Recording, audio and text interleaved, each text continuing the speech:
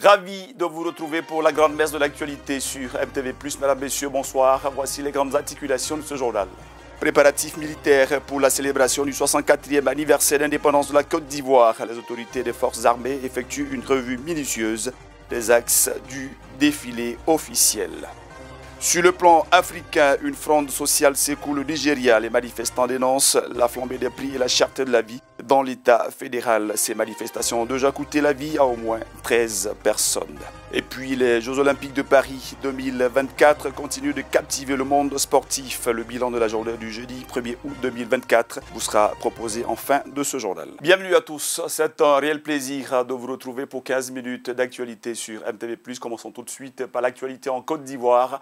Je vous lisais en titre, la Côte d'Ivoire va célébrer dès ce 7 août 2024 le 64e anniversaire de son indépendance. En prélude à cette fête nationale et importantissime pour l'histoire du pays, les forces armées de Côte d'Ivoire préparent minutieusement le défilé officiel. Les détails tout de suite dans ce reportage.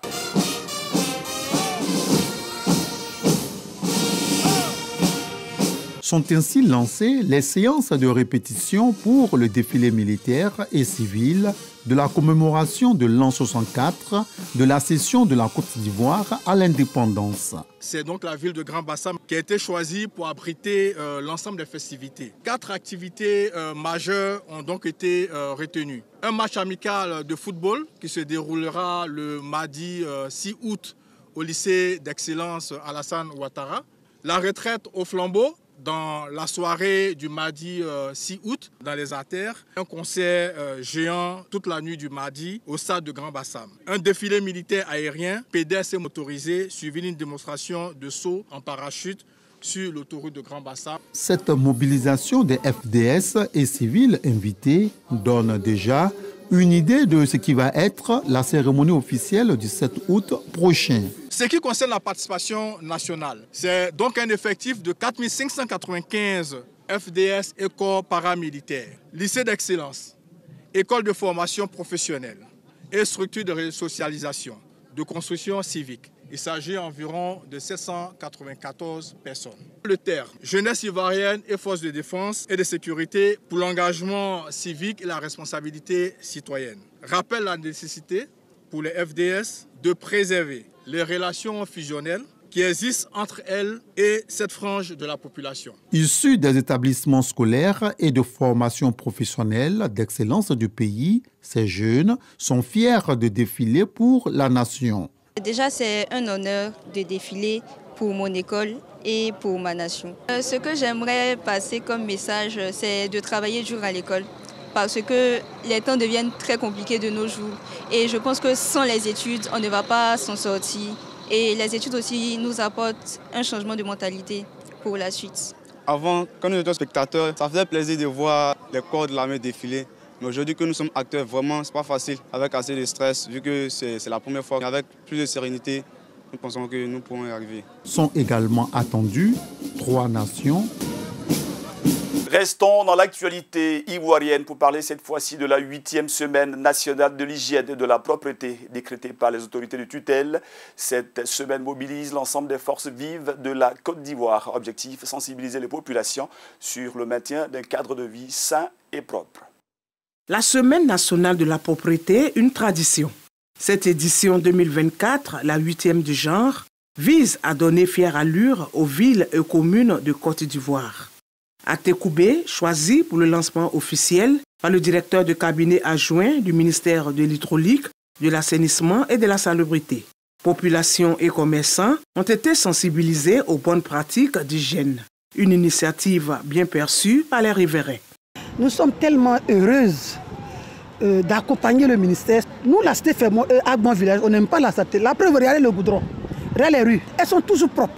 Seulement, c'est les caniveaux qui sont dirigés par d'autres passants qui jettent les ordures. Sinon, ici, il y a la propriété.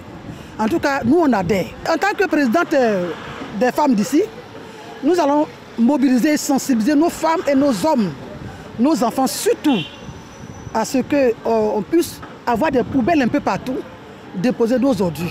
Des actions soutenues par les autorités communales. Tous, nous sommes engagés. Nous avons déjà mis une équipe de salubrité qui doit veiller au grain. Il faudrait que l'environnement soit sain. Il faut que tous ceux qui y vivent doivent avoir la bonne santé. La Semaine nationale de la propriété se tient chaque année à l'orée de la fête nationale. Cette année, le thème est gouvernement, forces de défense et de sécurité, population, tous engagés pour le respect du code de l'hygiène et de la salubrité. L'État s'est doté d'un code de l'hygiène et de la salubrité. Dans ce code, il est renforcé le pouvoir de police à nos agents. Dans ce code, désormais, nous travaillerons en étroite synergie avec les forces de défense et de sécurité. Et nous voulons alerter toute la population pour dire que désormais, tous les actes d'incivisme, tous les actes qui ne sont pas éco-citoyens seront réprimandés. Selon le ministère de l'Hydraulique, de l'Assainissement et de la Salubrité, la propriété doit être surtout l'amorce d'un profond changement de paradigme, un contrat social pour promouvoir la salubrité. Après la Côte d'Ivoire, je vous propose à présent d'ouvrir le chapitre Afrique de cette édition. Première destination, le Nigeria. L'État fédéral est secoué par des manifestations. Les populations sont en colère. Elles manifestent en effet contre le coût élevé de la vie et la flambée des prix sur les marchés. Je vous propose tout de suite ce résumé pour en avoir le cœur net. Des milliers de jeunes Nigérians sont descendus jeudi dans les rues pour dénoncer la crise économique qui frappe leur pays. À Abuja, Bauchi et Borno, les forces de sécurité ont utilisé des gaz lacrymogènes pour disperser les manifestants, déterminés à faire entendre leur voix. Nous ne nous arrêterons pas tant que chaque Nigérian ne pourra pas vivre confortablement. Nous voulons un Nigeria où les citoyens vivent aussi bien que ceux des pays avec moins de ressources.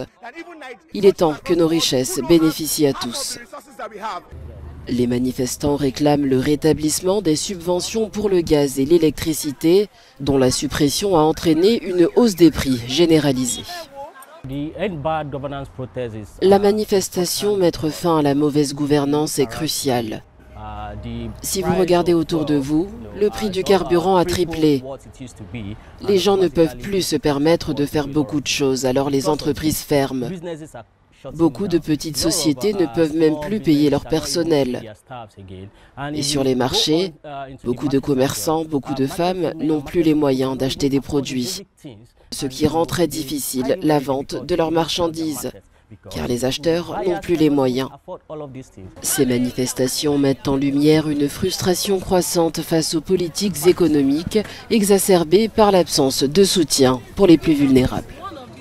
Restons dans l'État fédéral du Nigeria pour parler cette fois-ci du bilan de ces manifestations face à la répression policière. 13 personnes au moins ont perdu la vie. 13 personnes ont été tuées lors de manifestations de masse au Nigeria contre la crise économique qui frappe le pays, a déclaré ce vendredi un groupe de défense des droits de l'homme. Les autorités ont confirmé la mort de 4 manifestants dans l'explosion d'une bombe et l'arrestation de centaines d'autres. Les forces de sécurité ont tiré des coups de feu et des gaz lacrymogènes pour réprimer les manifestations de masse qui ont eu lieu jeudi à travers le pays. Des milliers de personnes, principalement des jeunes, se sont rassemblées dans les rues pour protester contre la pire inflation que le pays ait connue depuis une génération. La foule exigeait la fin de la crise économique qui fait de la population du premier producteur de pétrole d'Afrique l'un des pays les plus pauvres du monde. Ces rassemblements, surnommés journées de colère, ont appelé à la fin de la corruption chronique et de la mauvaise gouvernance. Les manifestations ont échappé à tout contrôle dans certaines régions du pays, notamment dans les États de Yobe et de Kano dans le nord, où les autorités ont décrété un couvre-feu de 24 heures. Un tout autre sujet à présent, et c'est le vieux continent qui nous accueille, l'Italie principalement. La ville de Venise vient de prendre des mesures exceptionnelles pour limiter ce qu'elle appelle le surtourisme. On en sait plus dans ce reportage. De nouvelles mesures drastiques contre le surtourisme à Venise. La municipalité a annoncé ce jeudi l'entrée en vigueur de dispositions limitant désormais la taille des groupes de touristes à 25 personnes, soit environ la moitié de la capacité d'un bus touristique. L'utilisation de haut-parleurs pour les guides sera également interdite. Les enfants de moins de 2 ans seront toutefois exclus de ces quotas. L'adjointe au maire en charge de la sécurité de Venise a déclaré que ces mesures visaient à améliorer la circulation des groupes à travers le centre historique ainsi que dans les îles de Murano, Burano et Torcello. La Cité des Doges a aussi expérimenté une nouvelle taxe de 5 € par visiteur entre avril et mi-juillet.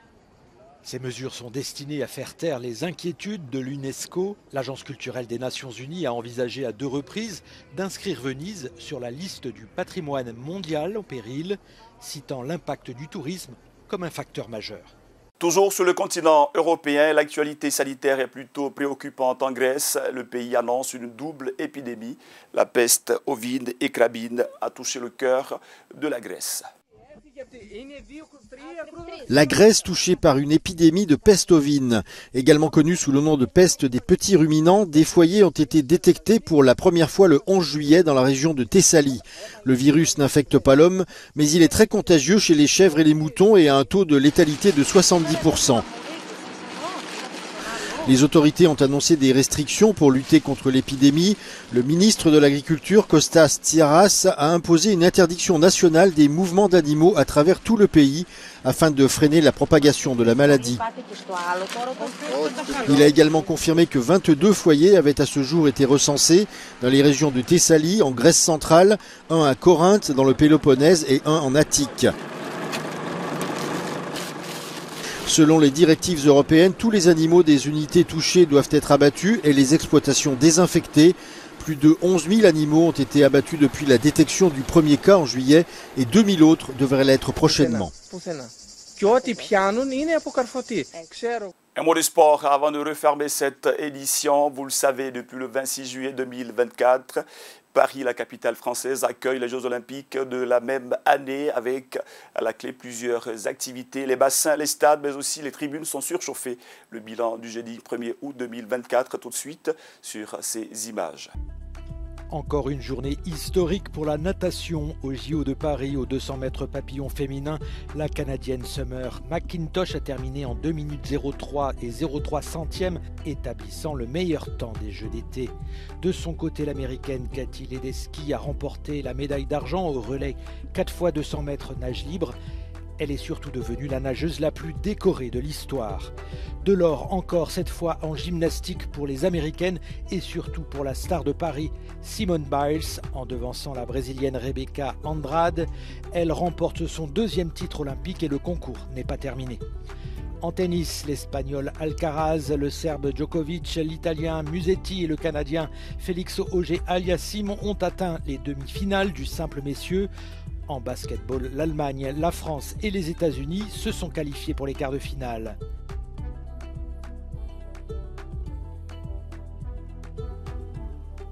Et on termine sur cette fausse note en surf. À Tahiti, un juge australien a été démis de ses fonctions après la publication d'une photo sur les réseaux sociaux, le montrant en compagnie d'un compatriote participant à la compétition lors d'un événement privé.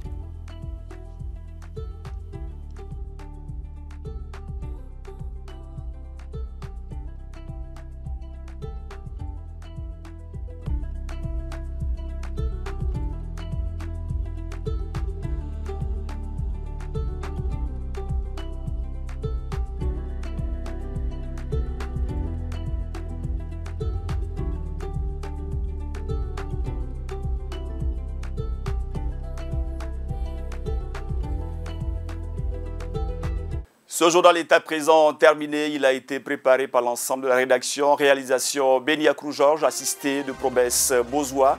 Aux différentes caméras, Adam Emmanuel et Balagui Salomon. Merci à tous de votre aimable fidélité. Excellent sur le programme à tous et à toutes. Je vous retrouve la semaine prochaine, Dieu voulant. D'ici là, portez-vous bien sur Birac TV+.